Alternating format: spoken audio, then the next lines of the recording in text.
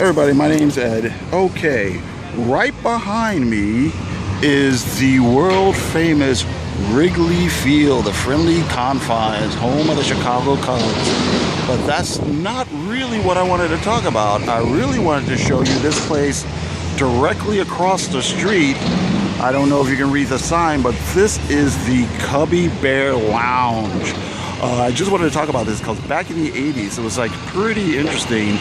It had kind of this interesting reputation. Obviously, it was kind of this neighborhood sports bar, kind of almost old man joint. But they also would book all sorts of like punk rock and like fringe metal groups and stuff back in the day. Guys like, you know, Henry Rollins and his band would play here, like The Exploited, the GBH, all kinds of local bands like Rights the Accused and everything. And it was just pretty interesting. There's a documentary that was on YouTube, I'm not sure if it's still on there, called You Weren't There, about the whole kind of 80s, early 80s punk rock scene in Chicago. And like I said, this was just kind of an infamous place. This was back in the days where, you know, they put an X on your hand if you were underage, so you couldn't drink. And then, of course, it kind of becomes this sort of, you know, straight edge emblem that everybody uses. Actually, people still use it today. And yeah, it was just kind of wild, kind of crazy. It's interesting because at some point in the late 80s, they changed management or whatever, so they kind of changed the clientele of the bar. So they kind of remodeled everything and kind of became more of a yuppie bar or whatever. And you know, they'd still have bands and things play there, but you know, you weren't gonna have bands with names like Destruction playing there anymore. You're not gonna have Death playing there anymore. You know, Led Zeppelin cover bands and whatnot would play.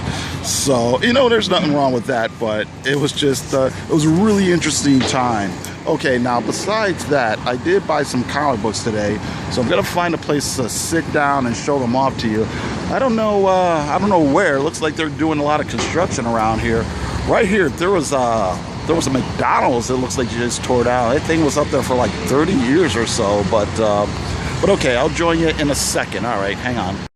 I'm in the Taco Bell across the street here. They're like tearing up the whole neighborhood. There's like lots of construction and all kinds of crazy stuff going on here. Okay, so I'll show you some of the comics I got. All right, here's my newsletter. This is free newspaper. Okay, what's this? Avengers number 11, Mark Waid, and I always forget how to say his name, Mahmoud Asur. Okay, and it looks like the gang is on another planet or something, getting into hijinks. All right. Black Panther number 3. Online, a lot of people are kind of disappointed with the comic.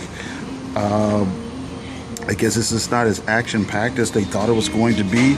I've been enjoying it. I've been enjoying the little bits of politics and you know, just sort of subtle things and gender issues and whatnot going on. So I've been mostly liking it. So, but okay. Mockingbird number, I probably should have said the artist by Brian Steelfries, and the story here is by, I can never say his name right, Tanishi Coates. Okay. Mockingbird number 4. I have no idea how well this comic book is going, but I've been enjoying it so far. Written by Chelsea Kane and artist by Kate Nimitz. I guess this issue guest stars Clint Burton. And what's interesting is I think a lot of people forget that Bobby Morse is actually supposed to be really smart. In regular 616 continuity, she was a scientist before she became a spy, and a lot of times that's kind of overlooked, but I think in this series they're trying to exploit that a little bit more. All right, I also got Spider-Woman number 8. I think this came out last week, written by Dennis Hopeless, and Javier Rodriguez is doing the art. All right. Spider-Man versus Tiger Shark. And I think I got some back issues, semi-back issues, I guess. This is Jupiter Circle Volume 1, Number 2. Mark Millar and Wilfredo Torres. Here's number 4. I also got Pencilhead number 2 by Ted McKeever. And this is a little satire, kind of his kind of satire on mainstream comic book industry. I also have number 3, and I've previously bought numbers 1 and 4. So I also got here some more free papers. New City. This is the Milwaukee issue. And I also have Illinois Entertainers. This one is starring the Struts. What else is in this? Garbage Kinks, Zakk Wylde, Led Zeppelin, Lollapalooza, Pitchfork. Okay. All right, so then that's it. I got to thank everybody for listening, and you guys have a great day. I've got another video that I just finished editing, so I'll probably put that one up this week as well. Thanks. You have a good one. Okay. Okay, really quickly, this is the epilogue. So I'm getting off the train station that's closest to where I live, you know, and I'm walking out, and I'm about to go through the turnstile, and I see some dude. He's kind of maybe 60-ish. He's got long hair, he's got a long beard, and he's like halfway in between the halfway in and halfway out of the turnstile, and he's like kind of on his knees, and his crutches, or he's only got one crutch, but his crutch is like in front of him.